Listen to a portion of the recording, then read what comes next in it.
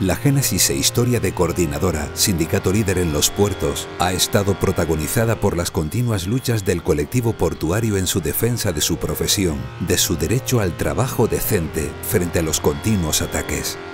A lo largo de esta película contamos los episodios más importantes que han forjado el carácter de la vida de nuestra gente, nuestras dificultades y cómo hemos logrado defendernos unidos como colectivo.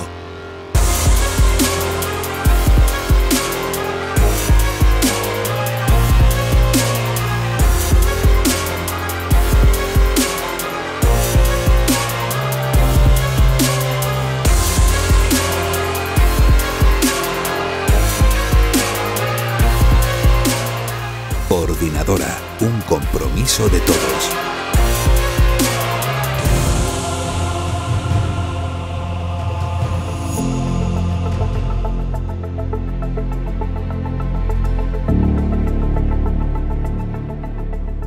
Habían tres hechos que nos decían que algo teníamos que hacer. El sindicato vertical se estaba desmoronando, era evidente, y luego una situación que se dio en Las Palmas y Tenerife básicamente, que luego lo trasladaron a todas las islas, que fue la formación de un sindicato con carácter socialista autogestionario, muy de la época. Y luego otro hecho en Barcelona, que nos convocaron a una huelga general, un organismo que se llamaba la COS, que lo formaba UGT, Comisiones Obreras y CNT, que todavía eran ilegales esas organizaciones. Fuimos a la huelga y el resultado fue que 7 estibadores fueron despedidos. Fuimos a pedir ayuda, básicamente a comisiones, nos dijeron que éramos un problema. Estas cosas pasan en las luchas. Entonces nos volvimos a casa un poco decepcionados y decidimos que los 7 tenían que seguir viviendo igual que los que estábamos trabajando y que eso nos llevaba a que formásemos nuestro propio sindicato y que no dependiésemos de los demás. Formamos la OEPB, un sindicato más autogestionario, más asambleario, más abierto, ¿no? Antes de que existiera el sindicato de estibadores, existió un grupo de despacho con unas características especiales, y era que nuestros clientes, que éramos laboralistas, no eran del sindicato oficial, eran grupos de trabajadores estructuralmente asamblearios. Desde Castellón, básicamente, hasta Huelva, organizan la marítima terrestre en contestación al desmantelamiento del sindicato vertical, y nosotros llevamos creciendo.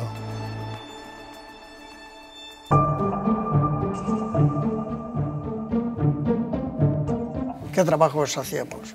Amianto, saquerío, de café, de toda clase de azúcar de 100 kilos el saco. 110 kilos.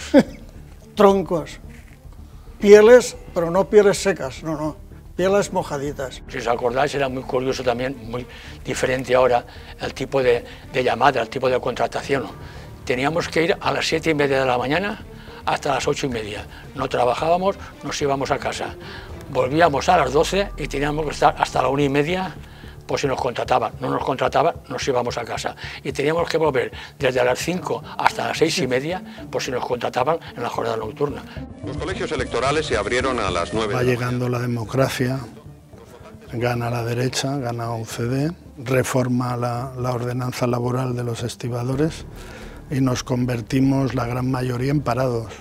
Todos los partidos políticos que han entrado a mandar, todos han querido acabar con los estibadores portuarios. El primero, el más chulo, el que empezó la democracia, la UCD, dice que no voy a quitar la OTP, vuestra empresa, que es la Organización de Trabajo Portuario, no la voy a quitar, pero la voy a convertir en una oficina especial de empleo. Vale, pues ¿ahora qué somos? ¿Parados?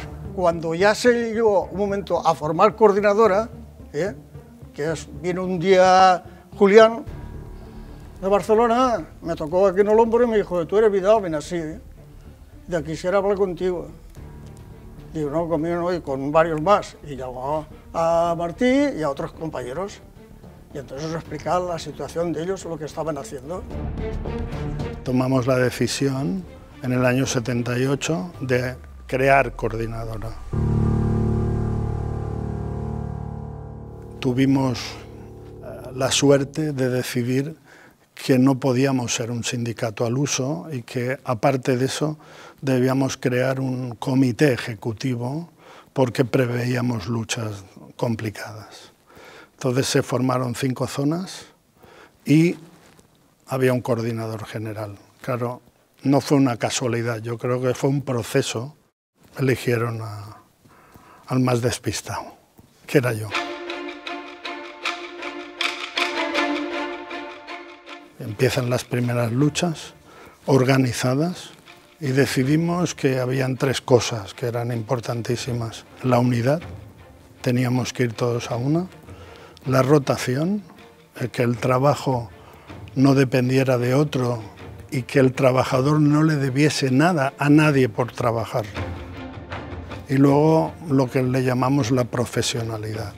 Los puertos se van regulando sus manos. Yo tengo unas manos, tú tenías otras y al final tenemos manos que las tenemos locas, y coordinadores fueron los que nos tenían que había que unificarse y si había que decir estas manos son así, que de intentar que todos fueran más parecidos. Eso es un logro de un sindicato que estaba montando a nivel de toda España y yo le vi a eso un movimiento que gustaba.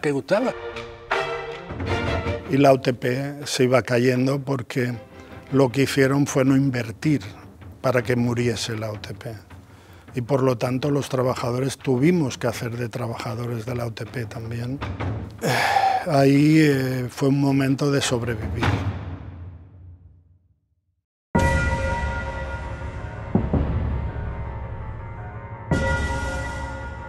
Un poco antes del 80 saca UCD un decreto ley manteniendo el quedarte en la calle, los que éramos del turno de rotación. Y ahí empezaron las grandes luchas. Empieza el contenedor y la patronal se encuentra que tiene 13.000 trabajadores la UTP y con el futuro del contenedor le sobran la mitad. Y él no puede asumir eso ni quiere asumir.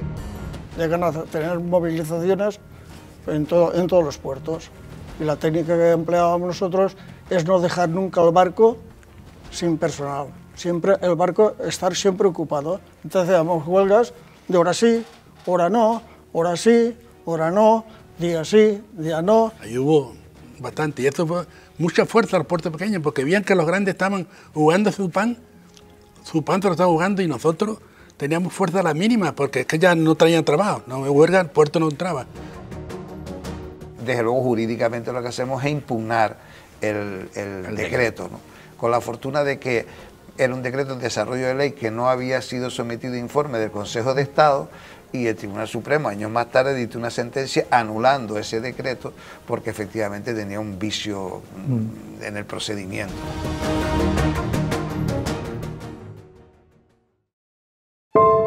Belén María Sánchez, hija de estibador del puerto de Las Palmas, que murió atropellada mientras participaba junto a su familia en una manifestación convocada en defensa de los puestos de trabajo de los estibadores. Vosotros estáis en Madrid precisamente negociando y yo sé que por la anécdota que me han contado que tú recibes la llamada y os levantáis de la reunión y os vais. Bajo y vienen los portuarios con la cara desencajada, porque además había oído disparos de fogueo. Nada, han matado a la niña. Un momento de explosión, de unidad, de respeto a la profesión, de un montón de cosas fantásticas. O sea que Belén hizo posible que hoy estemos aquí.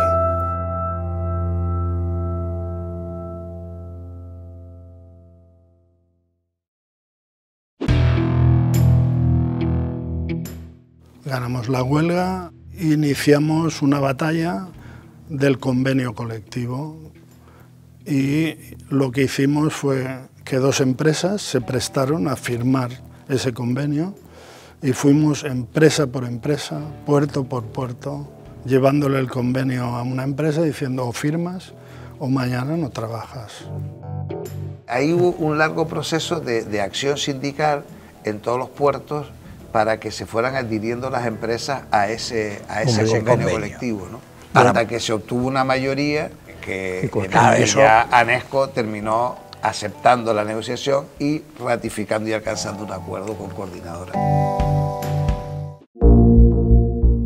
El PSOE al final apareció y sacaron un documento para ver cómo respirábamos, cómo opinábamos de su situación, y fue terrible porque empezamos las huelgas otra vez.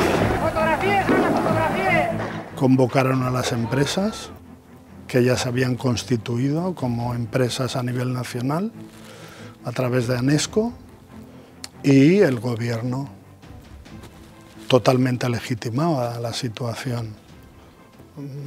Llegan a un acuerdo tripartito que dicen estamos todos, esto es legal, es incontestable y por lo tanto Coordinadora no es nadie. ¿Qué hacíamos? Y lo que hicimos fue ponerlo a referéndum en todos los puertos. El resultado es que votó el 98% de los estibadores en activo y conseguimos prácticamente el 100%.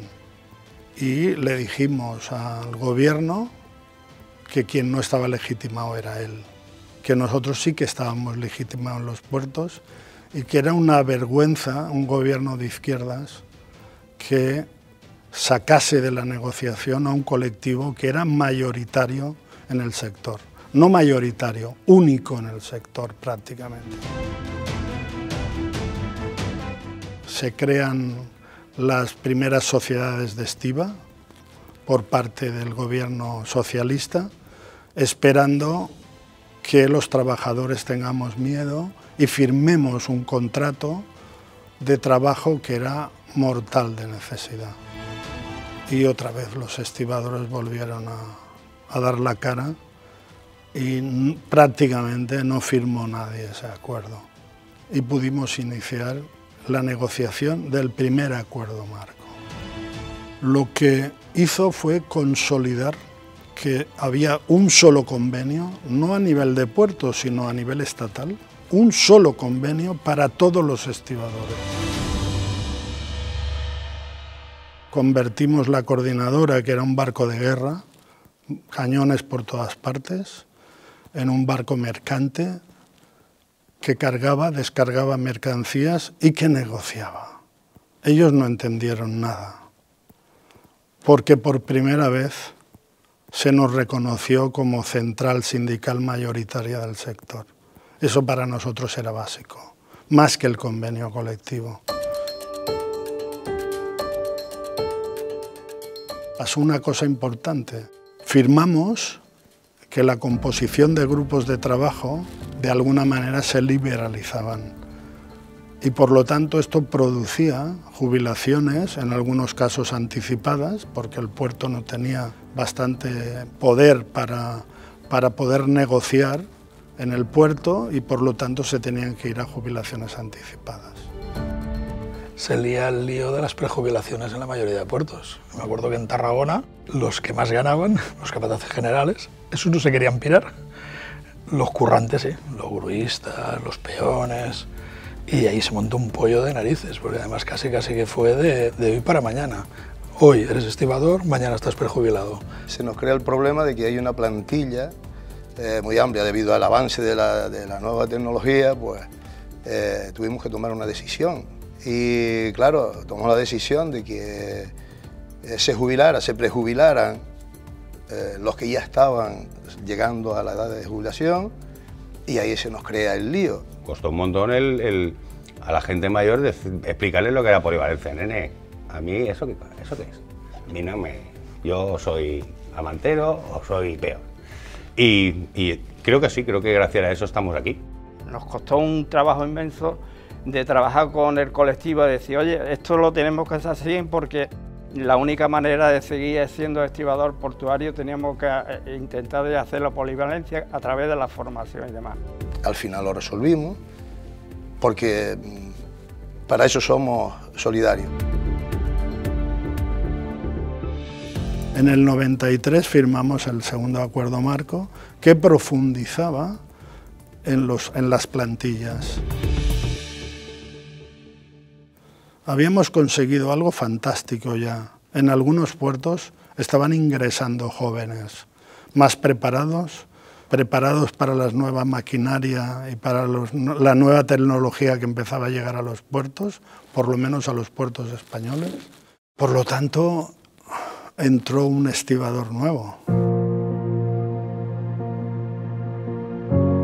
Como la tecnología iba cambiando, aquello iba evolucionando, los que nos quedábamos en el puerto, que la mayoría veníamos del campo y casi todos analfabetos, que no éramos sino burros de carga, nos faltaba formación bastante, ¿no? Y yo creo que fue una de las cosas mejores que hemos hecho cuando se abrió la plantilla en el puerto de Tenerife y metimos los primeros chicos que entraron a trabajar, donde entró Antolín, precisamente, porque aquello le dio un revulsivo al puerto. El puerto en ese momento cambió totalmente. Fue difícil porque eran tiempos donde la propia plantilla en el puerto de Algeciras, un puerto pequeño que tuvo un incremento en el mundo del contenedor, que nadie apostaba por esa situación, la gente más joven fuimos los que capaces de empezar a coger las maquinarias.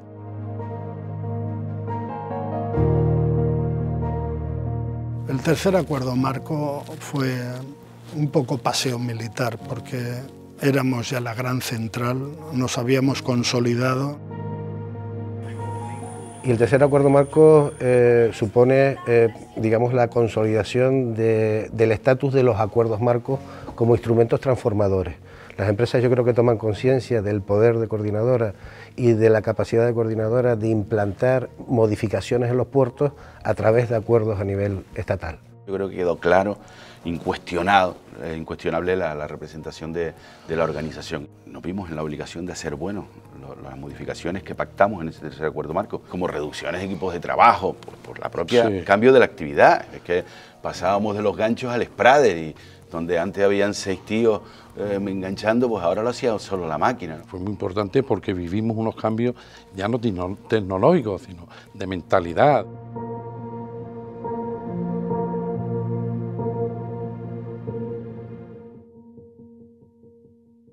Después empezaron a montar los líos en Europa, con los señoritos de Liverpool, con la señora, la dama de hierro esa famosa. Nos preocupamos bastante cuando empezamos a escuchar que aquella gente se quedaba sin trabajo. Eso nos marcó bastante y nos obligó a eso, a lo que tú acabas de decir, a internacionalizarnos, para poder luchar contra de todo esto. Empezamos a intuir, por nuestras relaciones internacionales, que la batalla se iba a producir, en vez de en Madrid, se iba a producir en Bruselas. Y por lo tanto, empezamos a trabajar más duramente todo un trabajo que se había iniciado en el año 77, 78, y que cristalizó en una asamblea del IDC, la Organización Mundial de Estibadores Portuarios. Se creó en junio del año 2000 en Tenerife. Que incluso Coordinadora fue partícipe en gastos muy superior a los demás países. Coordinadora, como siempre, yo creo que se anticipó con el tiempo. Me acuerdo que empezó a crecer muy rápidamente. De asamblea general a asamblea general crecían los países afiliados y los colectivos de diferentes países que se metían ahí, y creo que fue una buena jugada y una buena estrategia en su momento. En el 99 aparece alguien que iba a ser importante, desgraciadamente para nosotros, que es Loyola de Palacio. Desde el 99 hasta el 2004, vicepresidenta de la comisión y comisaria del Transportes. Y en el 2001 hacen una comunicación de la comisión al Consejo y meten la primera directiva comunitaria. Y se empieza a hablar del tema de la autoasistencia, que era una palabra que nos dio mucho miedo. Ellos lo que querían, que los marineros de esos barcos hicieran cuando llegaran a puerto de estibadores y que los estibadores no trabajásemos en esos barcos. Metimos en Estrasburgo más de 20.000 estibadores. Vinieron de todas las partes del mundo. Y la segunda directiva, con el tema de la autoasistencia, otra vez a la carga, otras movilizaciones, otro pase de nuestros asesores, Víctor Díaz, Gallisar, se presentaron en Bruselas otra vez, otra lucha en los despachos y otra batalla campal. Y rechazamos también la segunda directiva.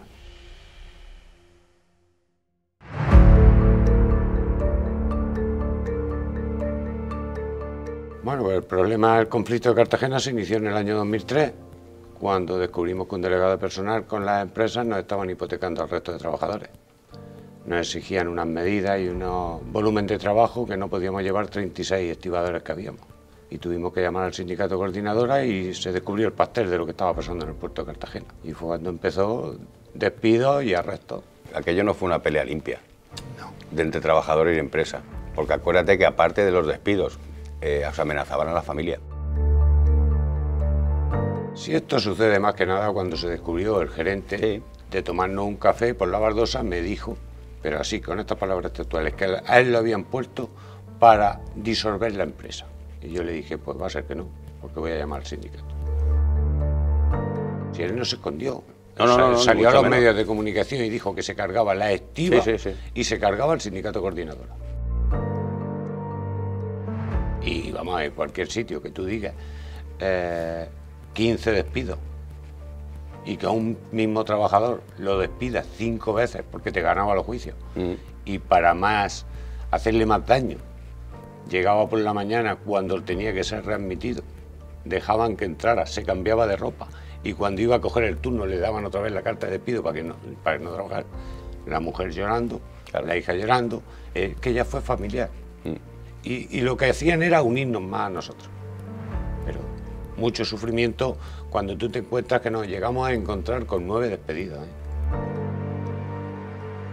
El apoyo de la gente de allí de Cartagena, de la asamblea, el apoyo de los puertos y todo esto me parece que... Y se te ha olvidado cuando fue en toda España, todos los puertos en autobuses que allí a Cartagena... Hicimos la manifestación allí no dejaron entrar al puerto. No querían y alguna máquina creo que se pinchó o alguna cosa. Le pasó algo. Las cámaras. El apoyo jurídico que dio la organización al conflicto con los abogados de Barcelona. Eso fue tremendo. Porque aquello se dilucidó al final en donde no se debe de dilucidar estas cosas, que es en el juzgado. Pero ellos lo llevaban ahí. Y en el juzgado lo tenemos perdido, porque la justicia es muy lenta y deja de ser justicia cuando una cosa que pasa hoy te dan la razón dentro de año y medio, porque en ese año y medio han pasado muchísimas cosas. Y la gente, la moral se va cayendo. Me gustaría que haya servido al resto de puertos de España que no pase lo que ha pasado en Cartagena, que luchen, que apoyen y hagan lo que diga la organización, que siempre es por bien de los puertos y de los estibadores.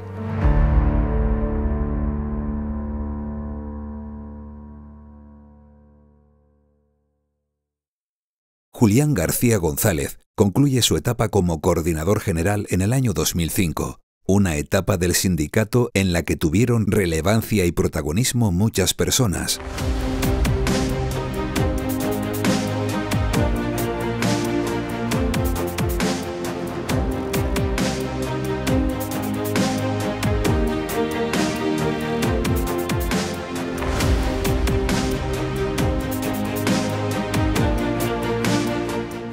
Yo soy uno de los fundadores de Coordinadora y por lo tanto me la quiero. Soy hijo de estibador, hermano de estibador, por lo tanto el sector ha sido mi vida. Yo lo que quiero decirle a los jóvenes de que se quieran el trabajo, de que sean conscientes que para que esto continúe tienen que trabajar no en el barco, tienen que trabajar en la organización, tienen que creerse en la organización.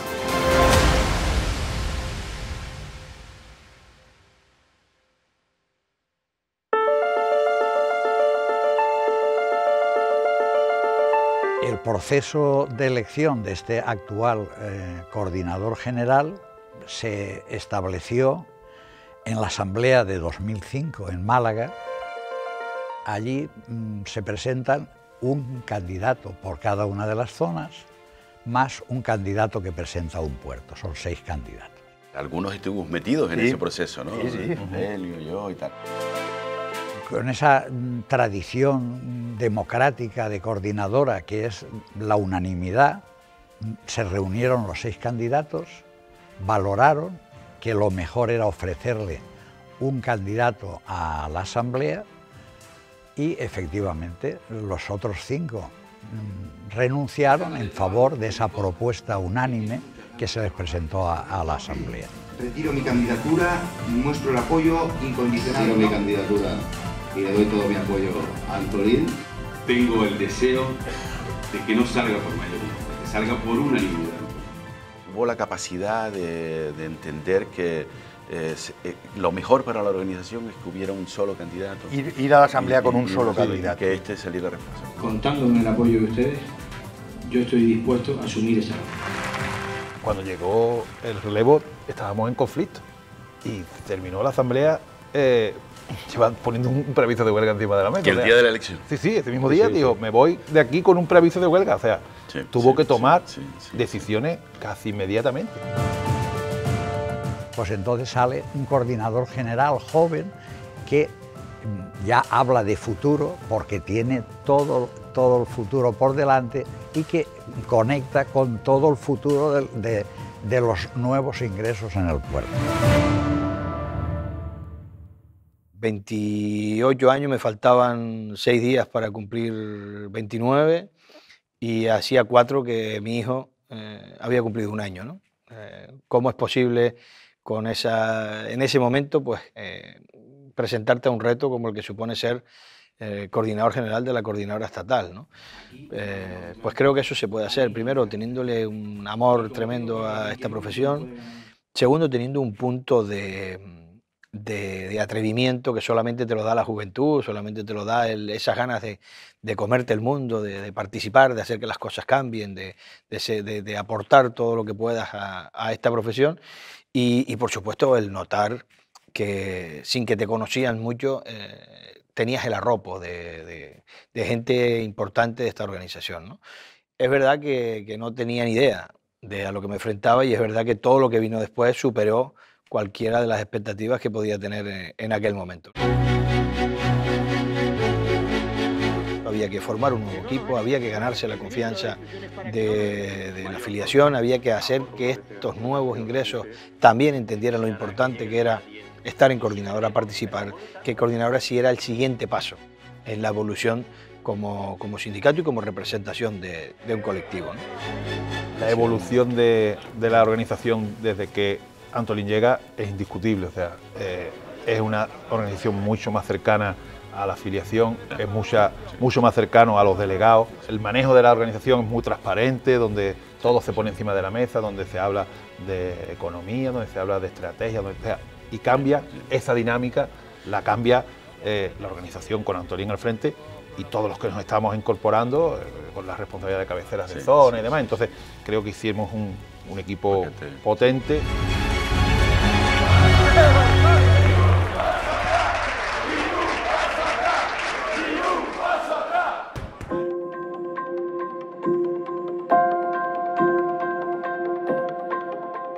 Para nosotros fue esencial, yo creo que también es una de las grandes aciertos de esta organización y de mi mandato el potenciar de una forma muy decidida pues, la fundación de estudios portuarios, ¿no?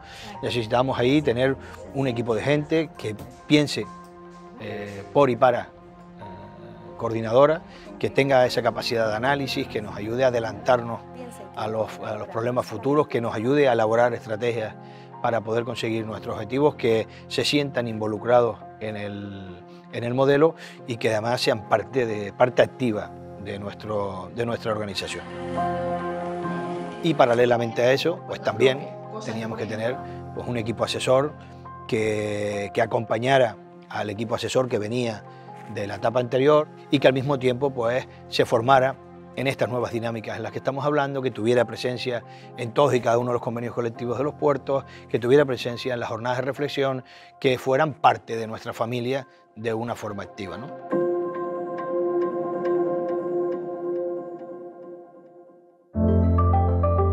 No es menos importante hablar de la capacidad que hemos tenido para entender que la formación es un aspecto de vital importancia como medio y como forma de garantizar la profesionalidad del colectivo portuario.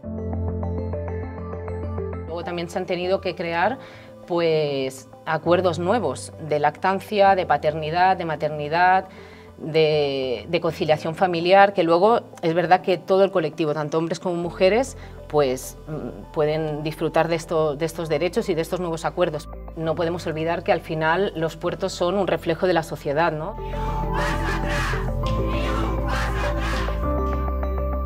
Hablas con compañeros que la labor de los delegados de prevención pues, es siempre un poco incomprendida y buscas la seguridad del resto de tu colectivo y en el momento no lo entienden, pero cuando echas un poco la vista atrás ya nadie sube al techo de los contenedores, se utilizan las jaulas y esto ha sido una evolución de 5 o 10 años. Y bueno, pues ahí estamos trabajando con las nuevas tecnologías, el colectivo no siempre entiende y bueno, tiene que dejarse aconsejar por los que entienden o entendemos de la materia y al final estamos buscando la seguridad de todos y es necesario en el futuro ir en esta línea, ¿no? Creamos Coordinadora Solidaria en el 2014. Los trabajadores de los puertos creemos en la necesidad de que lo bien que lo estamos llevando nosotros, la unión que tenemos y todo lo que hacemos, poder darle ese granito de arena a los demás y poder ayudar. O sea, en todos los puertos de España nos volcamos con todo, aparte de con nuestro trabajo, con la solidaridad con los demás. Y necesitamos que todos nos ayuden a llevar los proyectos adelante. Fijaros la cantidad de temas que estamos hablando, que bueno, hace 8, 10, 15 años hablar de estos temas era impensable. Tuve 8 años al frente del Sindicato Internacional, conseguimos que los niveles de afiliación crecieran, conseguimos que nuestra idea de sindicato se consolidara en otros continentes, que no fuera solo el continente europeo. El IDC que nosotros creamos deja de existir, se convierte en una estructura en la que se toman decisiones de forma vertical sin que nadie pueda participar. Eso nos ha supuesto el tener que reorganizarnos internamente. Europa ha reaccionado como no podía ser de otra manera, ha dicho que nuestro proyecto tiene que seguir siendo el mismo y eso, pues, como te decía, nos ha obligado a volver a reestructurarnos en el Sindicato Europeo Internacional, el European Dog Walker Council, ¿no?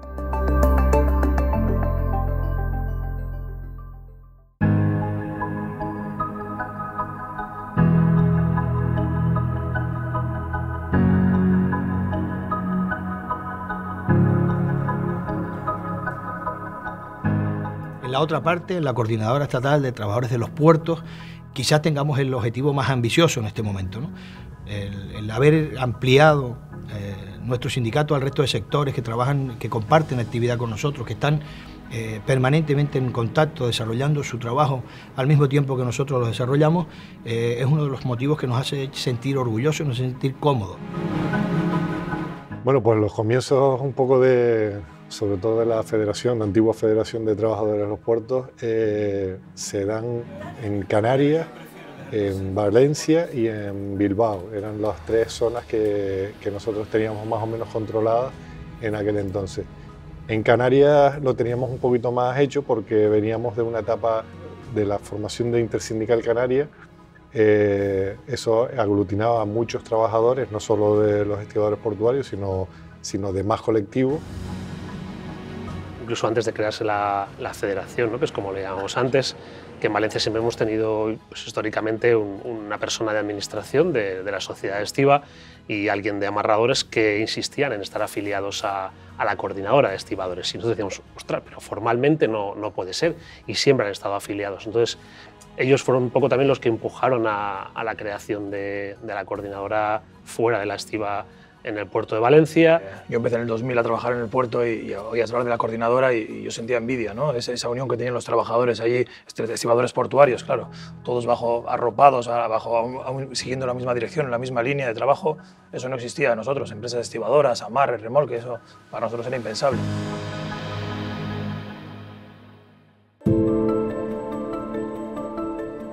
Yo, si no recuerdo mal, Algeciras fue una de las últimas en incorporarse a lo que...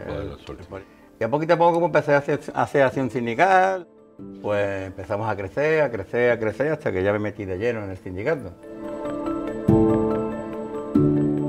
En 2009, personalmente conozco a Fede Landera, uno de los precursores un poco de que este sindicato se abriera, ¿no? También un poco a otros colectivos dentro del recinto portuario. Al arroparnos tan fuertemente, el camino ha sido más liso, ¿sabes? Y ya por último, José el Negro, él, vamos, fue para nosotros el que nos dio la mano, nos la extendió, tanto a nivel, ¿sabes?, coloquial, había conexión entre Algeciras, Tenerife, Las Palmas. José el Negro es justo la persona que representa lo que te estaba comentando antes, ¿no?, de la persona que genera la confianza y te hace dar el paso a meterte en este proyecto. Nosotros recuerdo que al principio éramos federación, entonces sí que es verdad que la gente te preguntaba, oye, ¿por qué sois federación, no sois coordinadora? ¿No es lo mismo? Y la verdad es que se propuso y no me acuerdo bien la fecha. Se cambiaron los estatutos. Se cambiaron los estatutos y ya pasamos a ser coordinadora trabajadores de los puertos. Porque antes, cuando se hablaba de coordinadora, siempre los compañeros tenían asignada la figura del estibador, ¿no? Exacto. Y ahora el concepto ha cambiado totalmente. Ahora, cuando hablas con coordinadora, saben que es la rama de la estiba, pero luego hay otra rama que engloba a todos los trabajos del puerto que no son la estiba, ¿no? Llámense amarres, llámense remolques, policías portuarias, terminales de carga y descarga, prácticos, controlador de tráfico marítimo.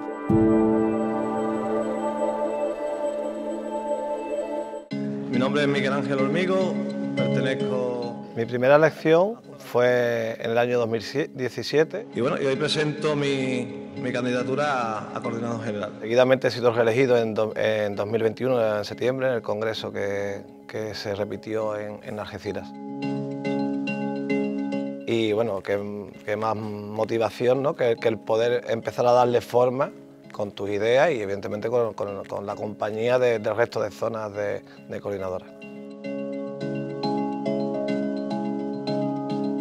La fuerza real de los colectivos sería la unión de todos los colectivos, independientemente de la actividad que hiciesen.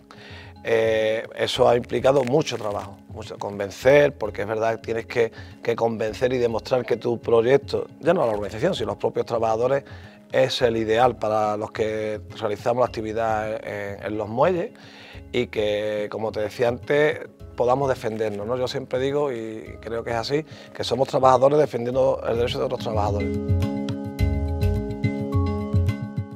Las estructuras del sindicato han ido creciendo y avanzando y hemos creado la figura del coordinador de puertos, que eso nos ha venido una ayuda a todos los coordinadores de zona, vamos, fenomenal, porque aparte al tener más trabajo pues dividimos en lo que son las tareas.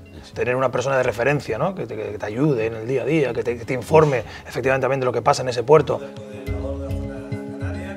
Dentro de esa reestructuración organizativa planteamos el crear esas secciones sectoriales que eran para que los propios delegados y los propios trabajadores de los distintos puertos de España tuvieran esa interrelación.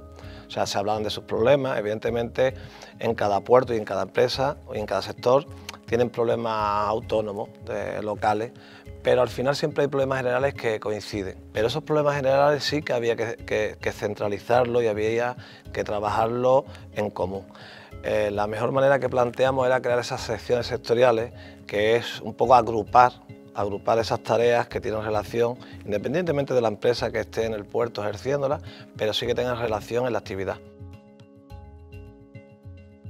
El reto en principio es primero asentar lo que hemos llegado a crear y seguir creciendo en todos los sectores. Y el fin debe ser que todo aquel que realice una actividad en un puerto esté bajo el paraguas de coordinadoras, porque sinceramente creo que es la mejor opción.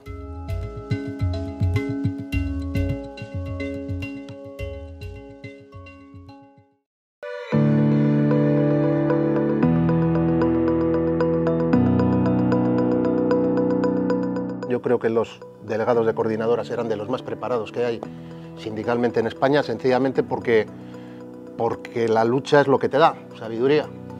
Si hay tranquilidad, no es necesario saber mucho. Nosotros siempre hemos necesitado saber de leyes europeas, de convenios propios, de acuerdos marcos que engloben todos los estibadores del país. Yo creo que eso es lo que nos ha dado una formación sindical sobre el terreno que no tienen otros delegados. Y nosotros no tenemos ningún delegado que esté liberado, es decir, todo el mundo tiene su trabajo y en el tiempo libre pues realiza las acciones sindicales que tiene que realizar. Sean sábados, domingos, festivos, noches, mañanas, tardes, estamos siempre ahí. A mí una de las cosas que me gusta de esta transformación es que los valores del sindicato, cuando se crearon en su momento, para mí no han cambiado. Entonces hay cosas que son los pilares nuestros durante todos estos años y que nos han mantenido hasta aquí, ¿no? Y nosotros, la verdad es que nos diferencia eso. Nosotros ni vendemos ni nada, nosotros demostramos. Porque el camino, como decimos en nuestra tierra, se demuestra andando. Entonces nosotros somos asamblearios y todo lo que se decide lo deciden los trabajadores. Podremos estar de acuerdo o no. Yo me siento orgulloso del trabajo que estamos haciendo. Yo creo que es clave el no perder el contacto del día a día con tu trabajo. Exacto, ¿no? Yo creo que si no bajas al muelle a hablar con tus compañeros, a que te critiquen, a que te den ideas, a escucharles, tener esas conversaciones del día a día, como que pierdes la perspectiva, ¿no? Que es lo que les ha pasado a otros sindicatos, ¿no? Y Coordinadora creo que mantiene eso con muy buen criterio. Y esta organización, que ya tenía una historia de tratar los problemas de la estiba, ha hecho un esfuerzo y yo creo que ha conseguido con creces el que le sirva al estibador de a pie. O sea, que la gente se siente orgullosa de ser de coordinadora, ¿no? Y los veteranos de guerra, como solemos decir, han sabido transmitir a nosotros los valores y yo creo que nosotros tenemos también la responsabilidad de hacer lo mismo con las nuevas generaciones. Como conclusión, diría que el futuro de los puertos será con Coordinadora o no será. No he visto una organización sindical que sea tan cercana. Podrán tener más estructura, podrán tener más relación institucional, pero esa cercanía con el trabajador, que realmente los orígenes de los sindicatos, entiendo que a mí que me gusta la historia, son de ahí, ¿no? Vienen a ser trabajadores que se van organizando. Pues un poco eso, ¿no? Huele un poco a esa nostalgia del sindicalismo de pura cepa.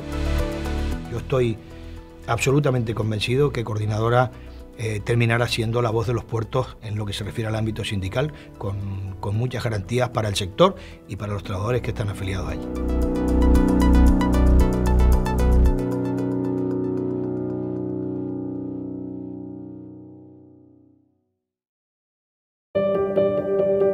Durante todo el proceso de fortalecimiento de la estructura de Coordinadora, las luchas sindicales de la estiba portuaria no han cesado.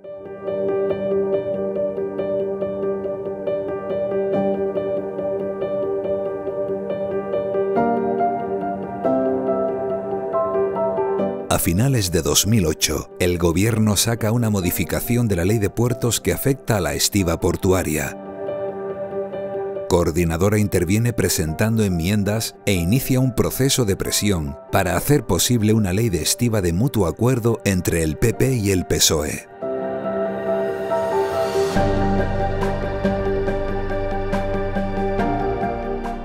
Y hay un momento determinado en el que entendemos que la participación del Estado, el 51% del accionariado que se había reservado el Estado en las sociedades de estiba sin aportar ningún recurso económico, empezaba a ser un lastre para el modelo. Impedía que las empresas pudieran tomar las decisiones necesarias para seguir siendo competitivos, imposibilitaba que los puertos marcaran un punto de referencia ya no solo en España, sino en toda Europa. Queremos que nos privaticen. Me acuerdo un diputado del PSOE que decía, no, lo estás diciendo mal, tú lo que quieres, y decía, no, queremos que nos privatice. ¿Y cómo puede ser esto? Y es cuando entra con el tema de la ley. No fue una decisión nada fácil. Si tú le planteas a cualquier trabajador de este país que vamos a plantear un preaviso de huelga para terminar de privatizarnos y no para respetar el accionariado público, probablemente la gente piense que estábamos locos, ¿no? Ese momento me parece un cambio, otro paso importante que dices, qué avance, qué capacidad mental de llevar un colectivo que les venía bien de una determinada manera y cómo cambia la posición y la gente en bloque decide esto es lo mejor que se puede hacer. se reveló acertada, ¿no? Porque efectivamente nos hubiese cogido el sector público y nos hubiese masacrado al sector de la actividad portuaria, ¿no? Y por lo tanto ahí se ha establecido, se normaliza una relación entre empresas y trabajadores que, bueno, con todos los conflictos que ello conlleva, pues dio lugar a un largo periodo de estabilidad laboral, ¿no?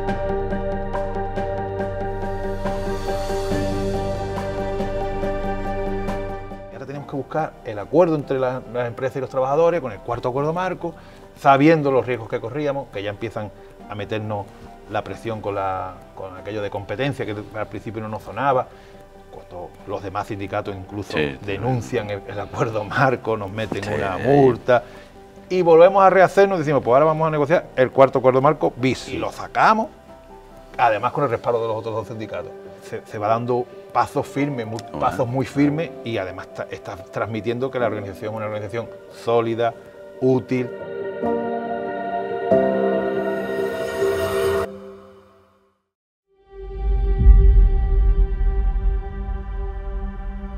Estamos en el momento en el que la organización estaba dando un salto de madurez, en aquel momento en el que ya habíamos abierto el sindicato a otros colectivos, donde habíamos tomado la decisión de fortalecer la Coordinadora Estatal de Trabajadores del Mar, en el momento en el que estábamos fortaleciendo nuestra estructura, en el que estamos pues preparándonos para tener futuro, para poder avalar nuestra profesión, nos encontramos con la sentencia del Tribunal de Luxemburgo a finales del 2014.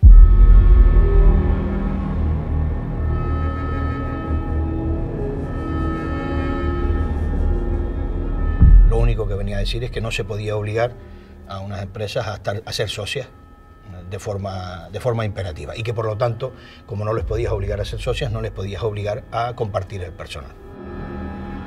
Nos pusimos manos a la obra con ANESCO y con el propio Ministerio, buscando un modelo en el que encajara la seguridad que necesita el sistema portuario español, la seguridad que necesitan los trabajadores que desarrollan esa actividad, y al mismo tiempo que cumpliera con esos requerimientos de la Comisión, ¿no?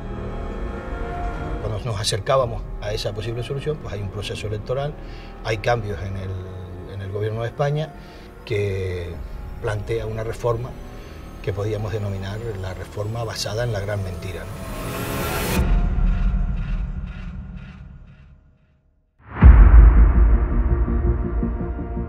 Es muy notorio la incapacidad de diálogo y de negociación por parte del ministro Íñigo La Serna en todo su periodo, ¿no?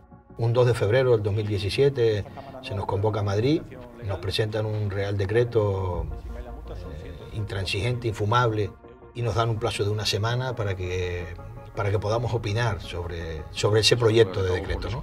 La siguiente semana volvemos al Ministerio y lo que nos encontramos es una negativa total y absoluta a modificar ni una coma del texto que nos estaban proponiendo. El mantenimiento del 100% del empleo.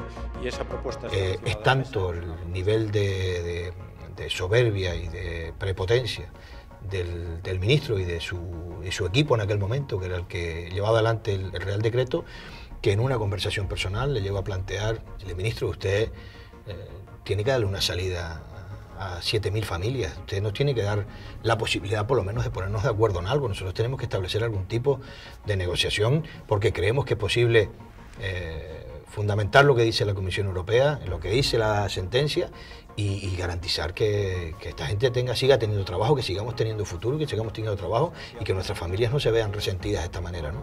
La respuesta del ministro fue decirme claramente: Antolín, a mí también me hubiese gustado conocerte en otras circunstancias. Puntos en los que están las partes pues se encuentran muy separados.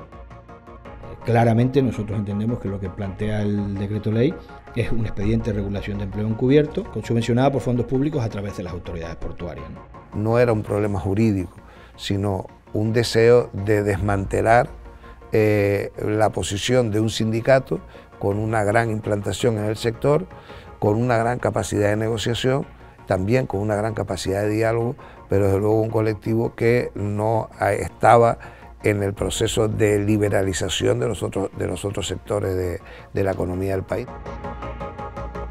Un equipo pequeño, ¿no? Insisto, sin liberados sindicales frente a un gran aparato del Estado. La coordinadora podría haber tomado la decisión que provocaba el gobierno, que era la que buscaba y que era la que quería, que era el parar los puertos y el cuestionar el suministro de España, y sin embargo nosotros pues creo que acertadamente, con una reflexión importante interna, de una madurez de la que nos sentimos orgullosos como miembros de esta organización, decidimos que eso no podía ser así, que teníamos que tener la contundencia en nuestras acciones, eso sí, pero al mismo tiempo había que ser responsable con la actividad que veníamos desarrollando y sobre todo explicarle a la opinión pública y poner sobre la mesa los argumentos que nos hacían defender nuestro trabajo.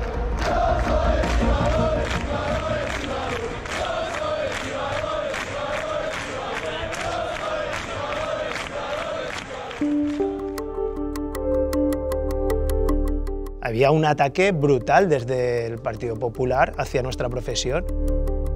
Hay un momento determinado en el que toda la campaña del gobierno está en pleno apogeo. Vamos a colocar al gobierno donde lo queríamos tener. Vamos a colocar al gobierno donde lo teníamos tener. Pero si no es así, si alguien nos engaña, ninguno de ustedes tenga la duda, ¿eh? Ninguno tenga la duda. Donde único lo vamos a poder arreglar es reventando todo lo que tenemos ahí. Un vídeo grabado en una asamblea en el puerto de Algeciras, cuando un puerto de 1.500 tíos se les ha comunicado que el ministro pretende echarlos a la calle, dejarlos sin trabajo y sin empresa, con un nivel de tensión alto. Se cogen 2 minutos de ese vídeo extrapolado, fuera de situación, y se intenta demonizar al colectivo de estibadores portuarios de cara al resto de la sociedad, ¿no? Están preparando un paquete de odio para los estibadores portuarios. ¿Cómo han hecho el gobierno? Cuando se decidió dar el paso de entrar en los grandes canales de comunicación, en las televisiones estas nacionales, yo creo que fue una gran oportunidad para dar nuestro mensaje y de reforzar nuestra posición ante estos contertulios que iban con los guiones aprendidos, ¿no? No es el objetivo de la huelga, ni de este colectivo, ni de ningún colectivo que presenta previso de huelga, desabastecer ni ponerse en contra de la opinión pública. Ya se corría la voz. Contra mañana Miguel a las 9 de la mañana está en el programa de Ana Rosa. Está todo el mundo pendiente al programa de Ana Rosa. Antolín va a estar en el de no sé qué. Y todo el mundo estaba pendiente a eso porque al final la gente tenía una información inmediata. Lo que nos hace falta es que los partidos políticos no apoyen ese Real Decreto de Ley, porque no es un Real Decreto de Ley que sea razonable. Nadie esperaba que los medios de comunicación para nosotros fueran vitales, y fue el primer ejercicio que hicimos, ¿no? Es uno de los cambios de la metamorfosis de la organización, ¿no?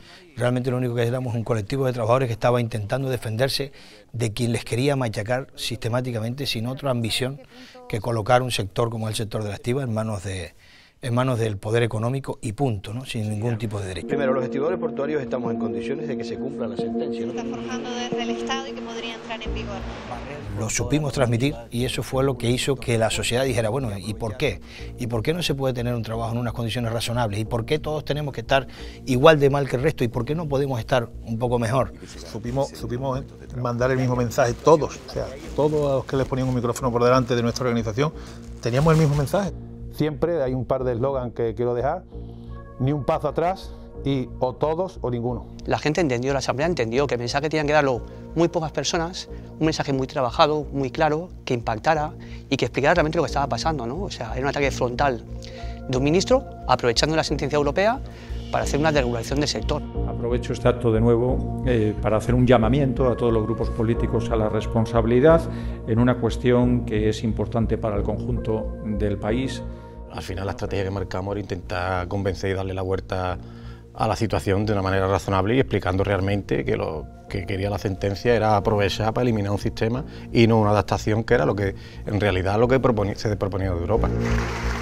La primera diputada que da el paso adelante y sale públicamente diciendo que no era cierto lo que se estaba hablando y que no podía ser que se intentara estigmatizar a un colectivo como se estaba haciendo con el colectivo de los estibadores portuarios, fue Aniorama, ¿no? Somos gente de palabra y defendemos a los nuestros, lo cueste lo que nos cueste, lo cueste lo que nos cueste. y eso desencadenó también una reacción en otros diferentes grupos, ¿no? Tanto como Nueva Canarias, como lo hizo Compromís, como lo hizo Podemos, el Partido Socialista siempre estuvo, y diría más, hasta los propios miembros del gobierno de otros ministerios empezaron a tener una preocupación de qué es lo que ocurría y por qué se estaba llegando hasta este extremo. ¡Gracias a todos, de verdad! ¡Gracias, que por esta salimos! ¡Estamos todos aquí! ¡Salimos para adelante!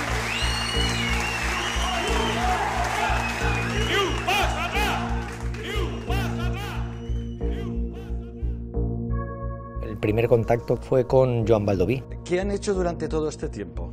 ¿Qué han hecho cuando tenían mayoría absoluta? Yo no sabía cómo acercarme a él y fue un compañero que me pasó el teléfono y me dijo Joan Baldoví. Cogí el teléfono, hola, soy Kiko, hola, soy Joan, ¿qué pasa? ¿Qué necesitas?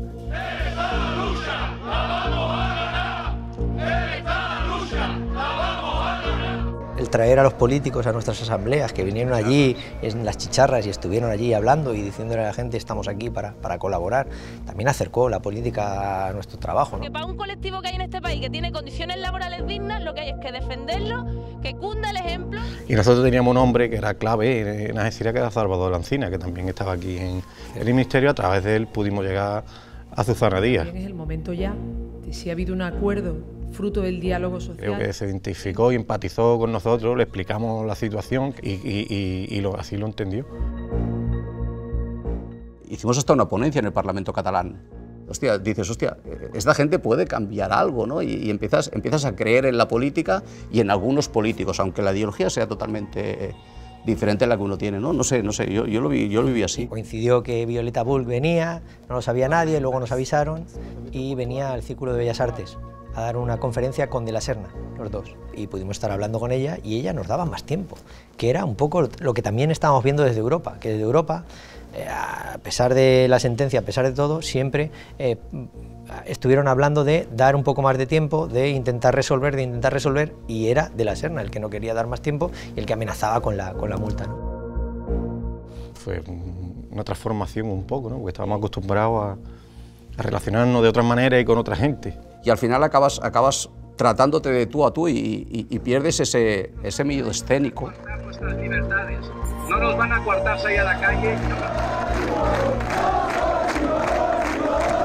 En el momento inicial se nos pasaron 1000 cosas por la cabeza y creo que aún es más acierto haber conseguido cambiar la opinión de los partidos y no ir a un confrontamiento y la opinión pública.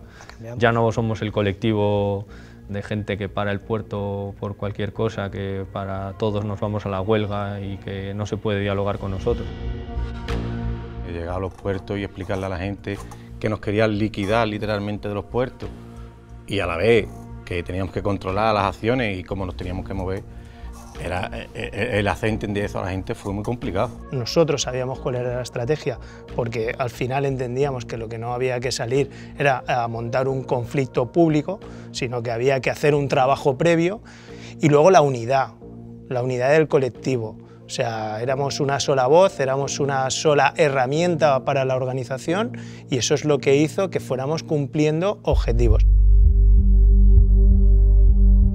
Vamos a votar la convalidación o derogación del Real Decreto Ley 4/2017 de 24 de febrero por el que se modifica el régimen de los... Estabais vosotros unos cuantos en el gallinero y nosotros estábamos en una sala pequeña viéndolo en una tele. Comienza la votación. Y fue un momento, vamos... Haberle ganado la partida en su propio terreno de juego, o sea, fue brutal. En consecuencia, queda derogado el Real Decreto Ley. Fuerte la sensación en aquel momento, fue increíble cuando salimos allí al anteparco, unos abrazos, los compañeros llorando, lágrimas. Eso es una sensación que hay que vivirla. Muy buena, sí señor. Por un momento de alegría tremenda, ver a la gente y no poder demostrar la cosa, pero te vas a casa pensando, tan frágiles son las cosas. Es un cúmulo de emociones, un cúmulo de sensaciones que no se te olvidan. A mí, al día de hoy, no se me olvida. Para mí fue increíble poder llamar a los compañeros, escuchar a los compañeros que estaban, habían puesto todos los altavoces y todo para que se viera la votación y seguirla y darnos cuenta de lo que habíamos conseguido, ser el ejemplo para muchos colectivos que luego se acercaron a explicarnos y a contarnos cómo lo habían vivido ellos. Para mí, primero fue un orgullo por lo que eso consiguió y después fue una esperanza. La verdad que no nos arreglaba todo, pero fue uno de los pasos que yo creo que nos consagró como que estábamos haciendo cosas grandes para salvar a nuestro colectivo. Llegamos a Barcelona y estaba toda la estación llena de estibadores con bengalas. La gente no sabía, la gente de fuera no sabía qué era. Fue apoteósico ese día. Y nos escoltaron con motos, una caravana de motos, y cuando llegamos allí pues había el colectivo ahí habían improvisado una asamblea de motu propio, o sea, ellos habían hecho una asamblea con puesto megafonía, música. Bueno, llegamos allí, parecíamos hemos ganado la Champions. Orgullo de ser estibador, orgullo de defender unas condiciones laborales, orgullo que no sé si lo seremos algún día, pero punta de lanza para otros colectivos, pero orgullo de haber sido capaz de luchar por algo y tomar el primer Real Decreto Ley en democracia, ¿no?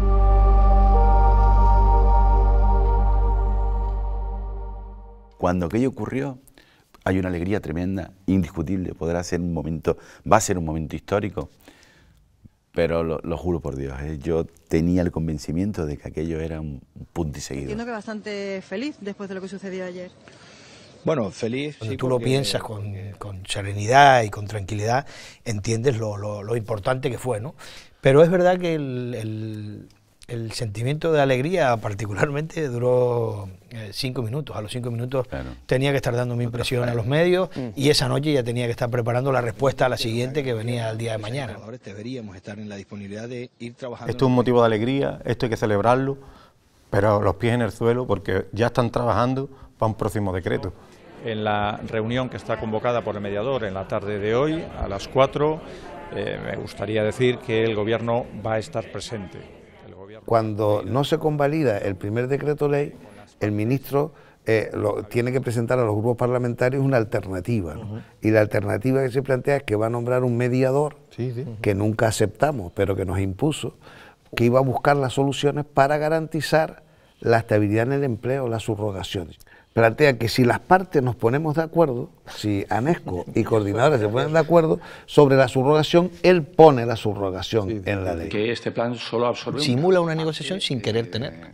Pide que las partes se pongan de acuerdo para hacer lo suyo. Correcto. Hacemos un acuerdo con la patronal, se lo ponemos sobre la mesa, tampoco lo acepta. Estamos en disposición de abrir. Lo único que sí pudimos intervenir fue con las otras fuerzas políticas que pudimos meter enmiendas para hacer nuestras reivindicaciones. Y bueno, pues llegó el día 18 de mayo y se aprobó por mayoría.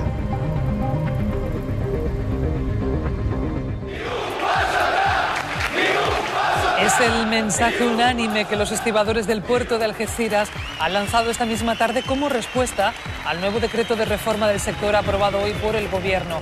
Como ven, la misma consigna de la euforia del primero que habíamos terminado derogándolo a ese día, pues la verdad es que los sentimientos eran de impotencia, ¿no? Los sindicatos de estibadores y la patronal ANESCO se reúnen hoy para buscar soluciones que eviten la huelga, convocada en protesta por el Real Decreto Ley de reforma del sector. Entonces iniciamos la negociación del convenio colectivo y llegamos a un acuerdo para subrogar los trabajadores mediante el convenio colectivo, lo que se conoce como la subrogación convencional.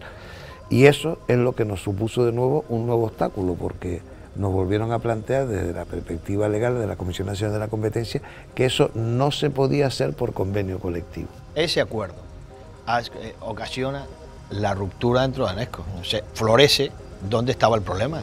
Florece la cercanía de la posición del ministro con una parte minoritaria de la patronal que termina constituyendo a sopor. Claramente se escenifica que el ministerio no estaba trabajando por los intereses del sector y mucho menos del país, sino por los intereses de un grupo minoritario de empresas.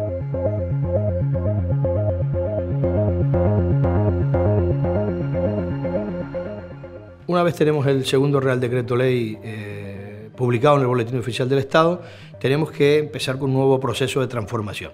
Del anterior modelo, de las sociedades anónimas de gestión de estibadores portuarios, ahora debemos pasar a los centros portuarios de empleo.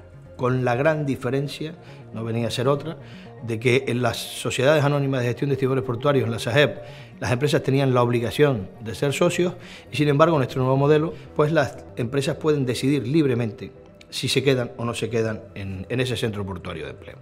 Además teníamos un tema claro, estés en el centro portuario de empleo como empresa estibadora o realices tu actividad desde fuera, los trabajadores siguen siendo trabajadores tuyos. Nosotros somos trabajadores con un contrato indefinido y por lo tanto, si la empresa tomaba la decisión de salirse, tenía la necesidad de llevarse el porcentaje de trabajadores que le correspondía. Bien, de una forma numérica exacta, es decir, hoy le corresponde a usted el 20% de los trabajadores, o bien tiene a toda la plantilla contratada en un 20% de tiempo parcial.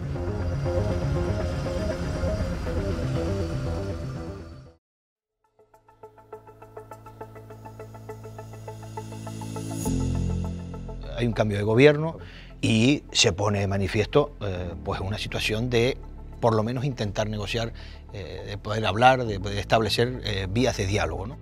Esa comunicación con los grupos parlamentarios fue esencial y en ese proceso hay personas que también lo han sido, ¿no? Dentro del Partido Socialista, pues la figura de Salvador de la Encina, luego cuando se incorpora César Ramos y todo este proceso, pues nos ha permitido pues tener pues ese nivel de comunicación, que no es que nos hayan regalado nada, pero sí nos han permitido por lo menos proponer alternativas que se puedan estudiar, participar en el debate, ¿no?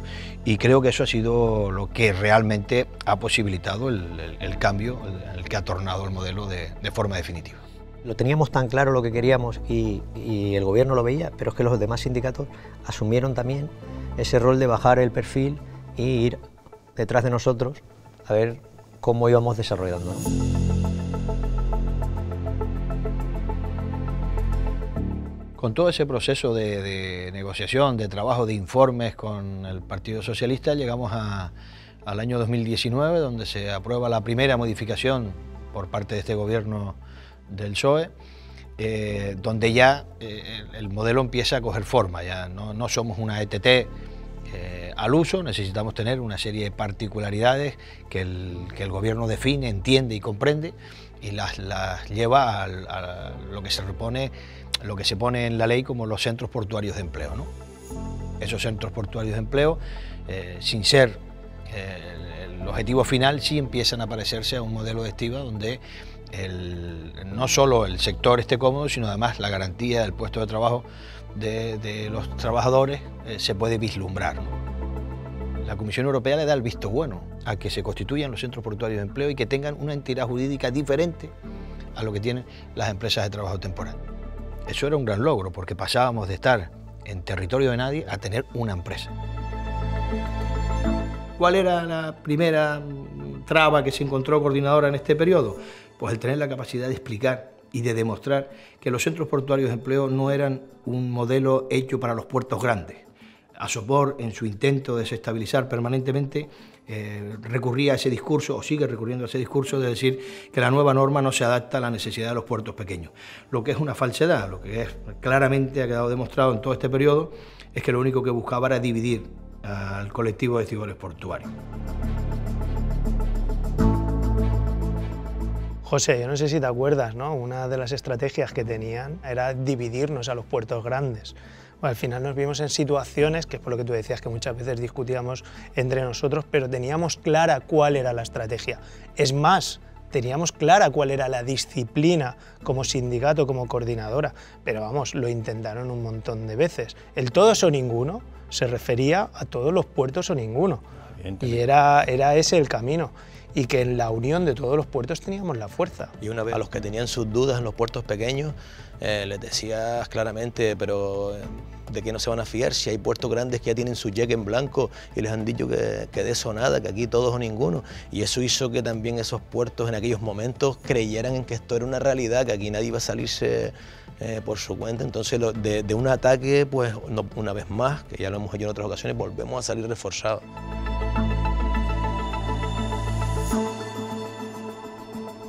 La negociación colectiva del quinto acuerdo también ha tenido unas características singulares, ¿no? Por primera vez ha habido una intervención tan intensa de la Comisión Nacional de los Mercados de la Competencia en la negociación colectiva, a pesar que el derecho europeo evidencia desde hace ya muchos años que era compatible el derecho de la Unión Europea con el derecho a que hubieran restricciones motivadas o derivadas de la negociación de los convenios colectivos. Sin embargo, esa intervención de la Comisión Nacional de los Mercados y la Competencia produce una profunda preocupación, no solo en el sindicalismo portuario, sino en el sindicalismo en general en España, porque podría afectar o extenderse esa intervención a el conjunto de los convenios colectivos.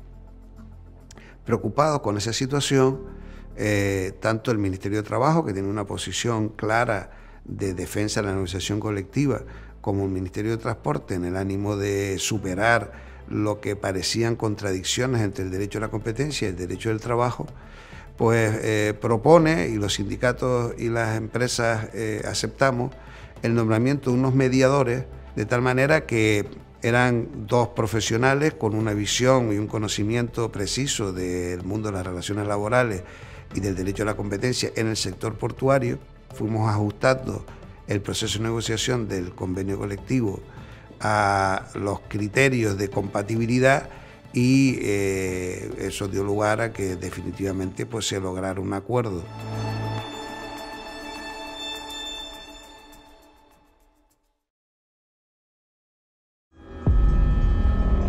Acabo de comunicar al jefe del Estado la celebración mañana de un Consejo de Ministros extraordinario para decretar el estado de alarma en todo nuestro país, en toda España.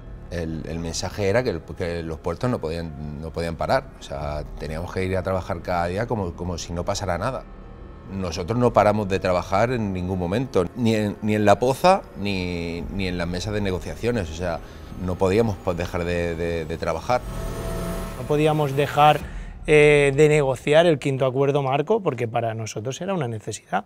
Nos reinventamos y no dejamos para nada de tener reuniones, solicitar reuniones con el gobierno, solicitar reuniones con la patronal y bueno, todo ello fue todo con pantalla, que fue lo que nos tuvimos que reinventar y todo ello, bueno, pues al final tuvo sus resultados. La patronal nos puso encima de la mesa la necesidad que tenían, ¿no?, de unos informes que para ellos tenían que ser vinculantes para hacer un análisis de los textos que estábamos trabajando.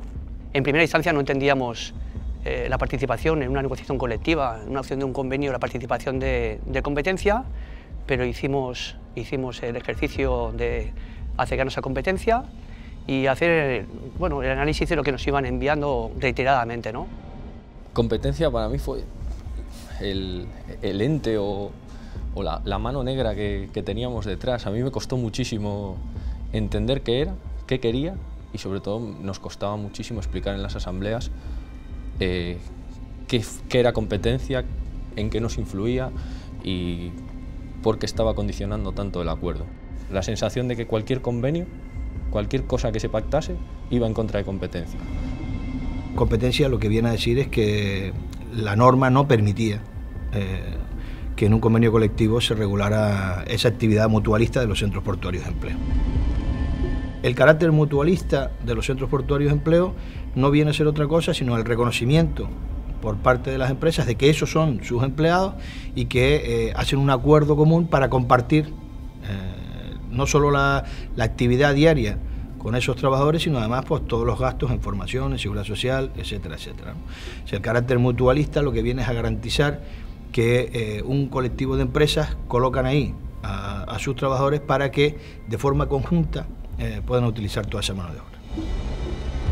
Fue la demostración clara de que la teoría del sindicato, la teoría de coordinadora que le habíamos intentado transmitir al gobierno durante todo este periodo era la correcta. O sea, necesitábamos que la regulación de los centros portuarios de empleo se hiciera a través de una reforma legal, de una norma que estuviera en el Boletín Oficial del Estado, que permitiera que luego los convenios colectivos se pudieran adaptar en esos términos.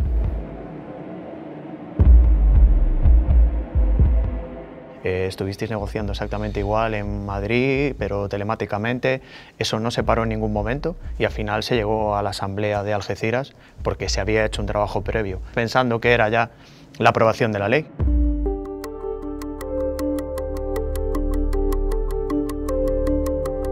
Pensamos que era importante hacer la asamblea en un puerto importante en el panorama portuario español y de alguna manera esa asamblea también transmite al empresariado, a la política, ¿no?, la importancia de que en un puerto como Algeciras, con las empresas que tiene allí, se haga esa asamblea donde se van a tomar decisiones para un lado o para otro es importante, siempre impulsa un poco más, o como nosotros lo veíamos, era importante porque impulsara más las posibilidades de cerrar ese acuerdo. Pues entendíamos que era el principio quizás del fin de esa etapa y lo que le podía dar ese empujón y esa importancia para que Anesco y el PSOE le dieran esa fuerza que necesitaba todavía, esa chispita que nos quedaba.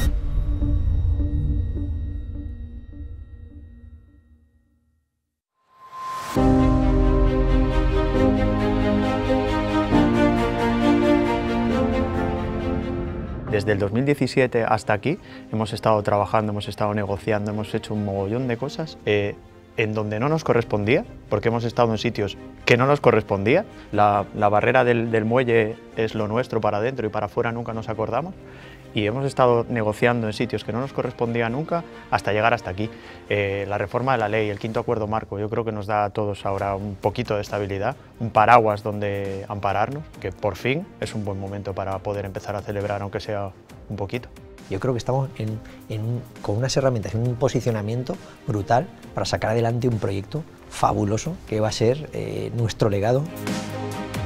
El generar una estructura y tener un marco jurídico, un marco legal que nos dé cabida a nuestras condiciones laborales y que nos permita seguir siendo los estibadores en los puertos, pues oye, al final es una victoria. Un acuerdo marco que a nivel general marque unas normas genéricas para el resto de puertos. Creo que al final va a ser un modelo exportable a Europa y un modelo de reflejo de otros sistemas de estiba a nivel europeo y a nivel mundial. Al final la negociación ha ido a donde la queríamos llevar y el resultado era el que estábamos diciendo desde el principio.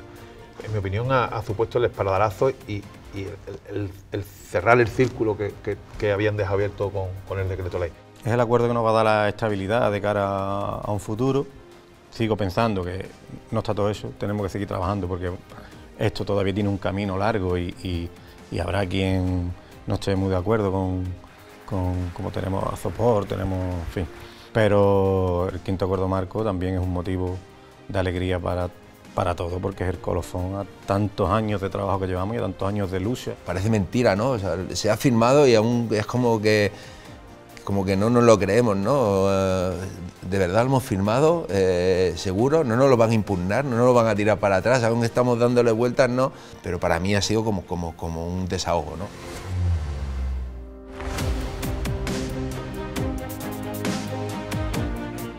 La sentencia de la Audiencia Nacional desmonta absolutamente la tesis de Azopor, de tal manera que desestima íntegramente la demanda, que es además un acuerdo que se extiende a todas las empresas del sector. La sentencia de la Audiencia Nacional refleja claramente la legitimidad de los acuerdos alcanzados, refleja claramente el trabajo que hemos realizado durante todo este periodo y el ejercicio de responsabilidad que les comentaba hasta este momento. Que se haya realizado en Las Palmas la asamblea de la celebración del quinto acuerdo marco, la verdad que para nosotros ha sido un honor, sobre todo recibir a todos los delegados de todos los puertos de España, que se haya aprovechado también para darle el pin a gente referente que han sido muy importantes también para que, ustedes lo saben, para que se haya cerrado este quinto acuerdo marco. Y después, desgraciadamente, que también haya sido el puerto en el que se le haya dado el pin a José, que fue un luchador no solo con los estibadores, sino con otros colectivos, y yo creo que de los más públicos que hubo a la hora de defender que saliera este quinto acuerdo marco. Tanto el acuerdo marco como la norma o la ley actual, si no van acompañadas de acción y de unidad sindical, no vamos a conseguir salvar todo lo que pensamos. Ahora de salir gente joven que en nuestros últimos años tenemos que ser capaces de explicarles lo que hay, como nos lo explicaron a nosotros, porque esto tiene que seguir. Creo que ahora estamos exactamente en el momento en el que deberíamos haber estado después del Real Decreto, que es en el de tener las herramientas para dar la estabilidad. Es un fin de etapa y es un bienvenidos al futuro ya. El quinto acuerdo y la sentencia de la Audiencia Nacional no viene a ser otra cosa que eso, el ratificar que todo el esfuerzo que hemos hecho durante este periodo ha valido la pena.